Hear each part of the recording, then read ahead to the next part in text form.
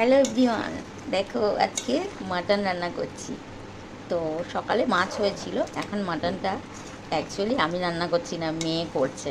তো আর মা ফোন তোমাদের দেখে তোমাদের দেখাচ্ছি, দেখো কালারটা কেমন হয়েছে, দারুণ হয়েছে। আর এটা কিন্তু কষানো হয়ে গেছে একদম। আর এবার দিয়ে দেবো প্রেশার কুকারে।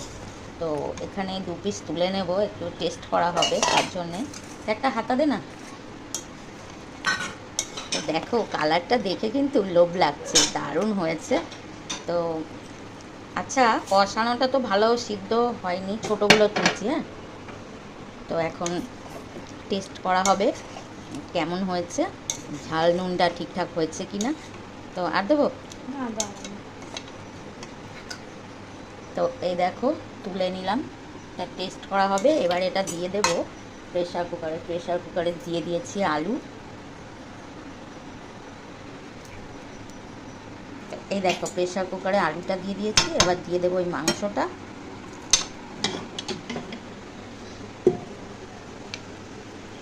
তো নিয়ে নিচ্ছি প্রেশার কুকারে।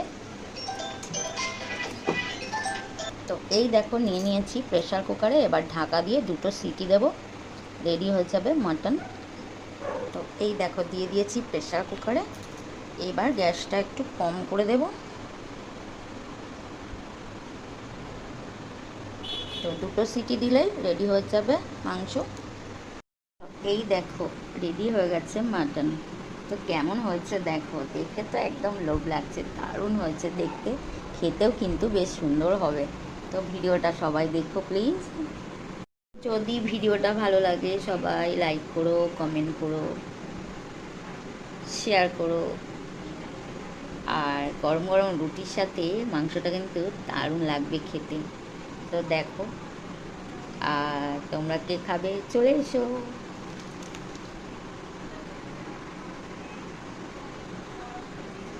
আজকে আমি মাংসটা পুরো রান্নাটা দেখালাম না, ঠিক কীভাবে করেছি। তো আগে আমার মাটন রান্নার ভিডিও ছাড়া আছে ইউটিউবে বা ফেসবুকে, তোমরা দেখে নিতে পারো। তো আমি কি করে মাটনটা করি, আজকে অ্যাকচুয়ালি মেয়ে করেছে রান্নাটা। তো ওই জন্য আমি পুরোটা দেখাতে পারিনি।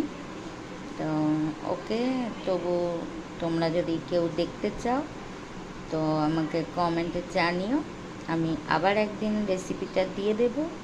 বা আগে আমার চ্যানেলে কিন্তু এই মাটনের রেসিপি দেওয়া আছে। তো যে যদি কেউ দেখতে চাও যে আমি কি করে মাটনটা করি, তো দেখতে পারো। তো ওকে।